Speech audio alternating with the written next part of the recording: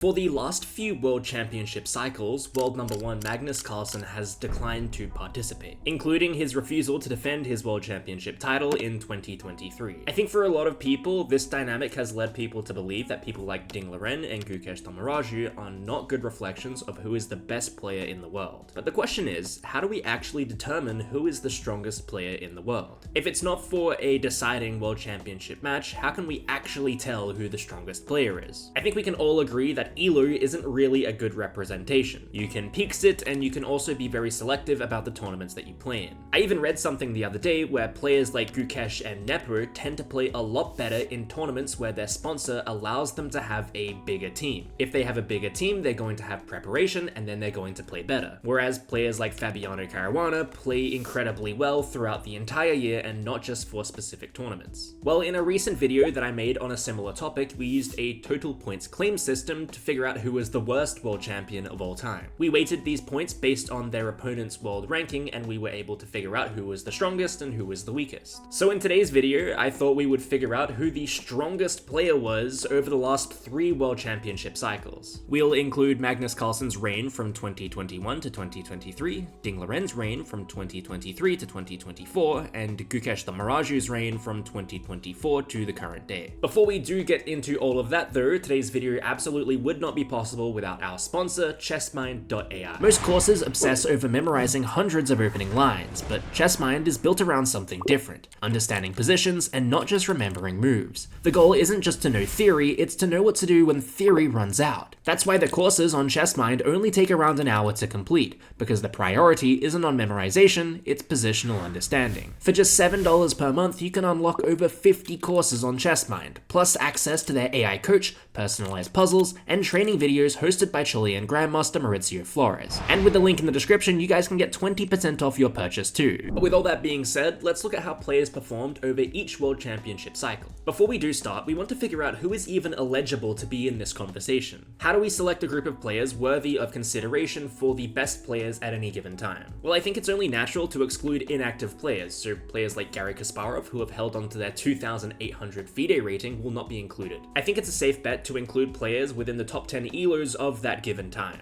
I don't think anyone is arguing that the 11th best player in the world is in contention for the best player in the world, so we'll just leave it at the top 10. We'll also include any of the candidates players that didn't creep into the top 10 just to be sure as well. So for Magnus Carlsen's reign between 2021 and 2023, Ding Liren's reign between 2023 and 2024, and Gukesh Tomaraju's reign between 2024 and now, the following players will be in contention. I won't read them all out, but you can see a bunch of names overlap, and we shouldn't be unfairly excluding anyone from our data. To make sure we are rewarding players for getting good results against high-rated players, we also need to use a weighting system. You could argue this system is unfair, and you'd probably have a leg to stand on, but no one seemed to have a big problem with it in my last video, so I think it's reasonable for now. We'll also only be using classical matches, as things would get very messy if we try to include other time controls as well. These classical matches also must be rated and not exhibition matches. In addition to all of this, games played against players outside of the top 100 will not be included.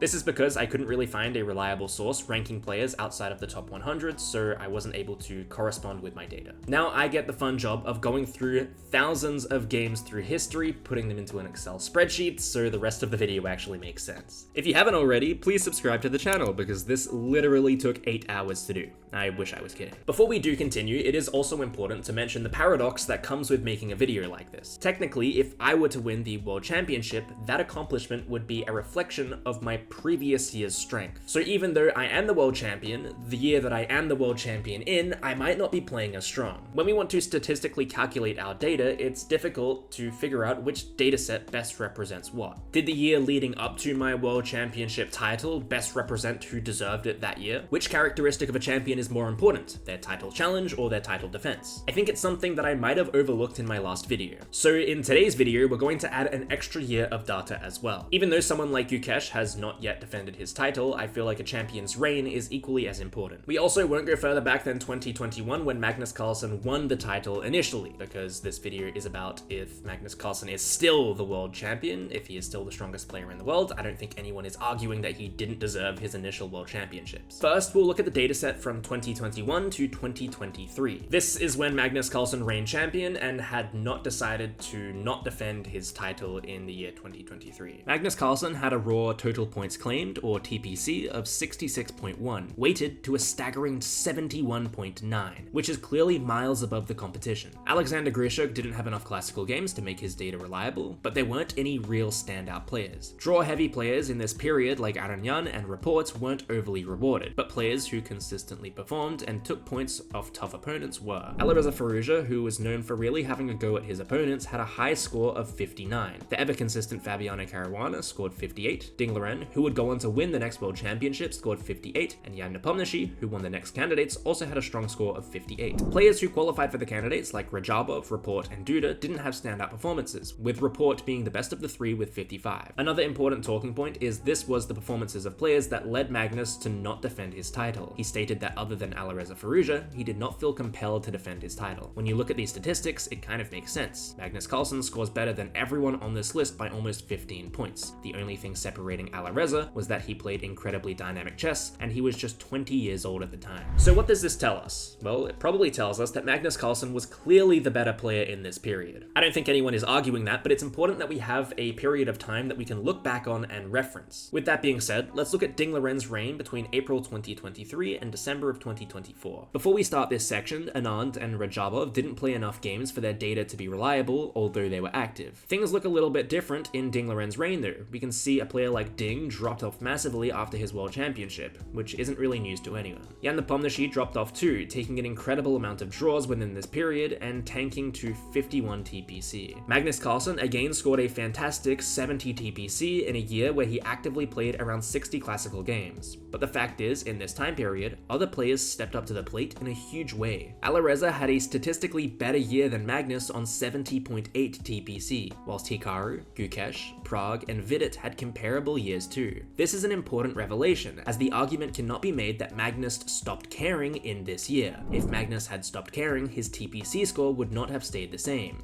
What is apparent is that some of his rivals just had incredibly good years. Gukesh, for example, had a record-breaking Olympiad performance this year and played incredibly well all year round too. Vidit qualified for his first ever candidates where he performed decently, alongside other impressive tournaments during the year. Prague, Nakamura, and Firouzja also just had impressive years, consistently showing up in big games and collecting results against tough opposition. Whilst I think the argument can absolutely be made that Magnus Carlsen was a stronger player than both Ding Liren and Jan Nepomniachtchi during Ding Liren's reign, based on our data, I can't definitively say that Magnus would have beaten players like Gukesh, Nakamura, Firouzja, or Prague in a world championship format. Sure, you would probably be inclined to favor the 5-time world champion, but unlike years 2021 to 2023, the competition caught right up to Magnus and it was not so clear. We should now look at Gukesh the Maraju's reign from 2024 to the current day, which admittedly is a little hazy due to a number of things. Firstly, Carlsen, Nakamura, and Anand did not play enough chess for their data to be reliable, so we cannot include them here. But what was a growing trend in the year prior continues here. There is essentially no distinguishing between any of the players during Gukesh's reign. Each player scored either 66 or 65 total points claimed. Whether you're a seasoned veteran like Fabiano Caruana or a player completely written off from winning the candidates like Matthias Bluebaum, across the board, every player is scoring the same. But why the change? Well, you might be able to argue that players like Nakamura and Carlsen weren't there to pick off points from these players, but that would only fractionally affect these figures. What we're seeing here is just a structural shift in the elite chess we see today. Not only would you have noticed that everyone's figures are the same, you should also notice that everyone is being weighted the exact same. In previous years like 2021 to 2023, for example, Mamedyarov Shakhriyar went from 50 to 58 TPC, while someone like Alireza Firouzja went from 57 to 59. So Shakhriyar went up by 8, but Firouzja only went up by 2,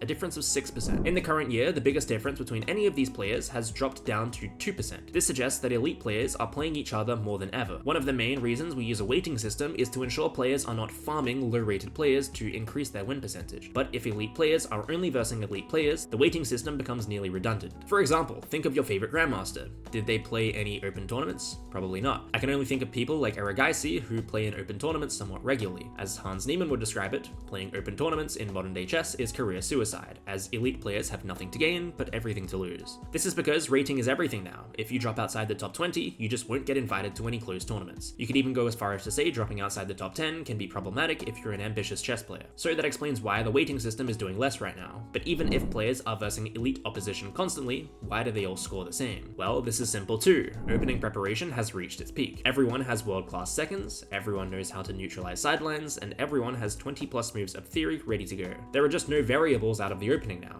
There are less opportunities for any players to get an edge in games. You might be thinking this means draws are more frequent now than ever, but that's not true either. Draw probability in our dataset has stayed consistent since 2021. What's interesting though is that white wins 5% less than they did in 2021, with the entire 5% being handed to the black side, who now wins 5% more frequently. What really happened is simple. The edge Magnus had over his classical counterparts no longer exists. Now everyone has incredible openings, middle games, and endgames. The problem for Magnus was that whilst his rivals had room to improve in classical chess, he didn't. Our data suggests that if you took a modern-day Nodebek Abdusatorov and told him to play prime Magnus Carlsen in a world championship match, it would be a close game. Nodebek might not win, but considering the difference in pedigree between the two players, Nodebek giving Carlsen a run for his money is an insane prospect. Paired with the fact that these players are consistently versing each other in modern-day chess, less and less separates them each day, and they have quite literally reached the achievable ceiling in terms of chess ability. Players might still be slightly better than one another, but in terms of proving an undisputed world champion, the classical time format just isn't optimal anymore, at least according to our data. This is why Armageddons have been so popular in classical chess recently. If you can't separate players in the classical time format, you have to give them less time so there are more variables involved and one player can prove an edge. But it makes you wonder, if Armageddons are used to break ties so often, why isn't it just the standard format? I did say at the start of this video that we would go through honors and who won what tournament, but I feel like we've already came to a good conclusion based off of our first dataset. Let me remind you of the total points claim statistics that players got after 2024. Now, let me compare them to literal world champions. Capablanca scored 70.45% during his reign, Spassky and Smyslov scored 62.4, Tal scored 72, and Max Over scored 70, whose name I'm probably still mispronouncing. The top 10 players in the world currently are scoring extremely comparable to literal previous world champions. But that's kind of just the level of classical chess that we've reached in modern day chess. Even if you have one of the greatest minds in chess history like Magnus Carlsen, the current classical format doesn't leave enough room for variables and imperfections from these players. Grandmasters are just afforded too much time in classical chess. In do-or-die tournaments, their sponsors pay for incredibly large preparation teams. And what you're left with is extremely tight tournaments and world championships that are decided by, you guessed it,